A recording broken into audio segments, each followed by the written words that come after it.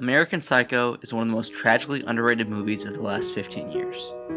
It's a fascinating character study as a vehicle for scathing social satire of consumer culture. The story is told via Patrick Bateman's internal narration. As we learn through his monologues, and through all the mirror imagery, the point of this narration is to try to gain insight to himself, to take an introspective look at who he is and why he is. There is an idea of a Patrick Bateman, some kind of abstraction, but there is no real me, only an entity, something illusory. And though I can hide my cold gaze, and you can shake my hand and feel flesh gripping yours, and maybe you can even sense our lifestyles are probably comparable, I simply am not there. Director Mary Herron described the Bateman character as, quote, Martian-like, how he was looking at the world like somebody from another planet, watching what people did and trying to work out the right way to behave.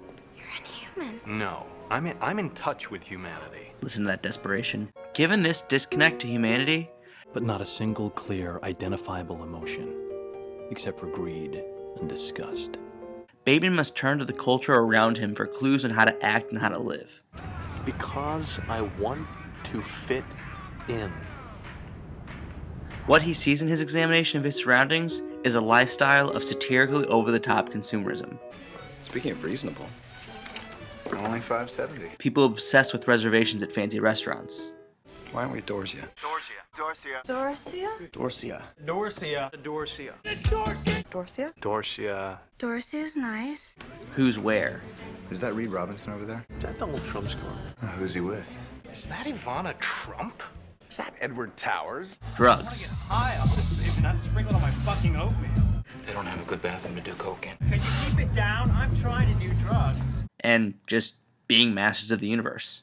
The only girls with good personalities who are smart, or maybe funny, or halfway intelligent, or talented, though God knows what the fuck that means, are ugly chicks. Absolutely. And this is because they have to make up for how fucking unattractive they are.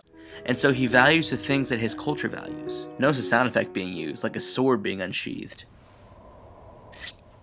But there's no substance to this life. It's all facade. Do you think Soho is becoming too commercial? Yes, I read that. Everyone's engaged to someone, but everyone's also having an affair with someone else. No one cares about anyone but themselves, but pretends otherwise. Doesn't that affect us too? I mean, do you know anything about Sri Lanka? How, the Sikhs are killing, tons of Israelis over there? All these men make untold amounts of money holding the same vice president title at the same company, and yet no one's ever actually seen doing any work. When Patrick's at work, he watches Jeopardy, listens to music, and pretends to do the crossword. Because this is the culture that he observes, this is what determines his behavior. When he introduces himself to the audience, he mentions the building that he lives in even before saying his name. I live in the American Gardens building on West 81st Street, on the 11th floor. My name is Patrick Bateman. I'm 27 years old. His morning routine is absurdly involved, and all for vanity's sake. And it's this morning routine that he chooses to share with the audience because that's what he feels is important when introducing himself. He values appearances, and so he always needs someone to go with him to dinner, even if she's half-conscious on lithium. Are we here? Yeah. You're gonna have the peanut butter soup with smoked duck and mashed squash. New York Matinee called it a playful but mysterious little dish. You'll love it. His quoting of New York Matinee is telling.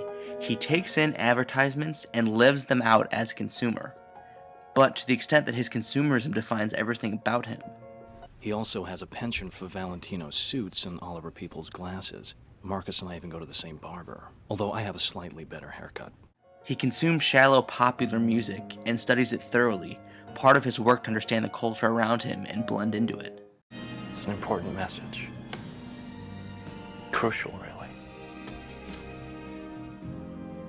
And it's beautifully stated on the album. Also, the irony of this statement, when he's about to have sex with two women who aren't his fiancée or even his mistress, In Too Deep is the most moving pop song of the 1980s, about monogamy and commitment. is laughable. But he takes his consumerism to levels that those around him don't, particularly when it comes to sex and violence, and the dangerous mix of the two. He has pornography on in the background of phone calls and flipping through Zagat's. It's just background noise to him. Same with the Texas Chainsaw Massacre. It's just background for his routine workout. Both of these things manifest themselves into other aspects of his life, whether it be filming his threesome with the prostitutes or chasing Christy with the chainsaw. I have to return some videotapes. Watch him smoke his cigar after killing Paul Allen, almost as if it's a post-coital smoke.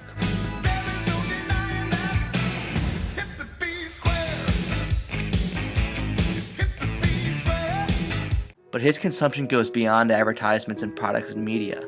He takes it to the next level and consumes people.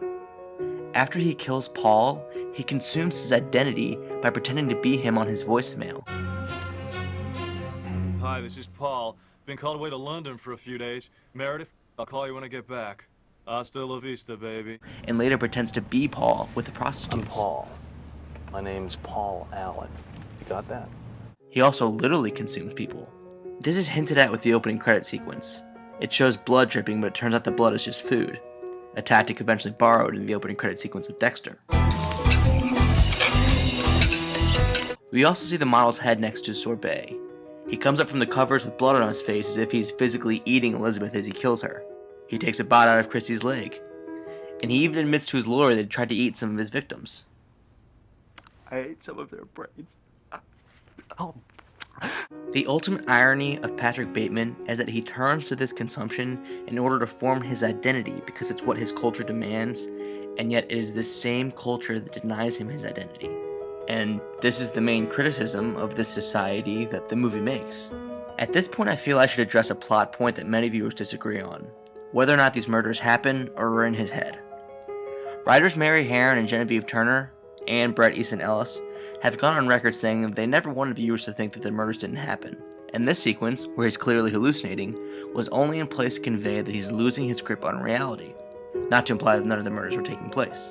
If you believe that this one scene indicates that he didn't murder anyone, then I'm afraid you've entirely missed the point of the satire.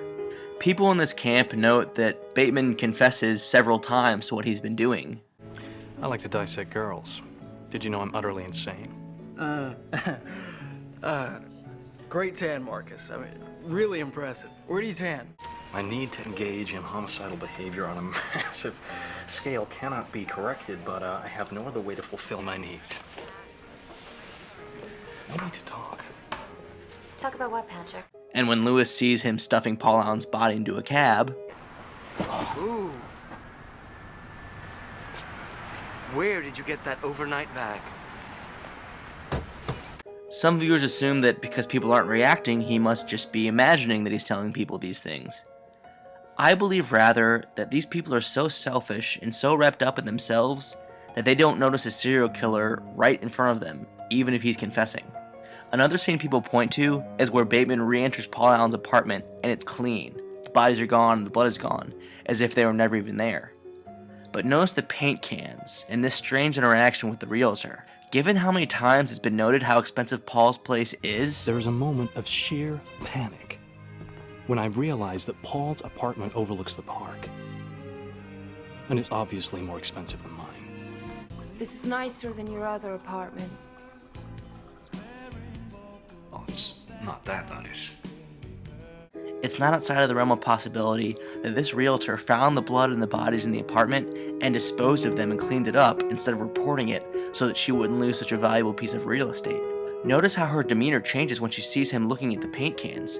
She reads his reaction and guesses he must know about the bodies. Don't make any trouble, please. I suggest you go.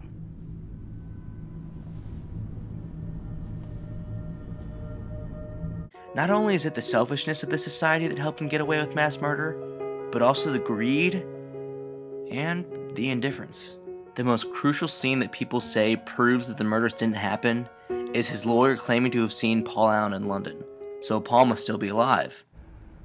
Because I had dinner with Paul Allen twice in London, just 10 days ago. No, you But didn't. characters have mistaken a person for someone else so many times in this movie it's hard to keep count. That's not Paul Allen. Paul Allen's on the other side of the room. Allen has mistaken me for this dickhead Marcus Halberstram. It's on the Fisher account. Thank you, Baxter. Listen, Hey, McCloy, what do you say? Stephen Hughes said he saw him at a restaurant there, but I checked it out, and what happened is he mistook a Herbert Ainsworth for Paulso. Burning the midnight oil, Mr. Smith? Hey, now don't forget to sign in. Davis, I'm not one to badmouth anyone. Your joke was amusing, but come on, man. You had one fatal flaw. Bateman is such a dork. Such a boring, spineless lightweight. His lawyer probably thought he saw Paul, but was mistaking him for someone else. What exactly do you mean? There's so much homogeneity in this society that there are zero individuals. Everyone is like everyone else, and so no one has any differentiable personality. And this is what kills Bateman. He doesn't necessarily want to be caught, but he wants some kind of recognition. I mean, I guess I'm a pretty sick guy. Anything. Just an acknowledgement of his difference from other people. Don't you know who I am? I'm not Davis. I'm Patrick Bateman. We talk on the phone all the time. But no one gives it to him. Almost as if to imply that he is no different from anyone else. That his crimes are no worse than those of Wall Street. Notice his play on mergers and acquisitions. So what do you do? I'm into, murders and executions mostly. Do you like it? Well, it depends. Why? Well, most guys I know who work in mergers and acquisitions really don't like it. In an article in Cine Action, David Robinson argues that his bloodlust is the logical next step in the society of consumerism surrounding him. So it's possible that the only thing that separates Patrick Bateman from the world around him is that he at least searches for answers for why he is the way he is. He has some sense of introspection and curiosity into himself. But as he says, but inside doesn't matter. He is no different than anyone else. The society that he once desperately wanted to fit into has now absorbed him entirely, to the point of obscurity. And an American Psycho just fades into the crowd and becomes one of the numb masses. This confession has meant nothing.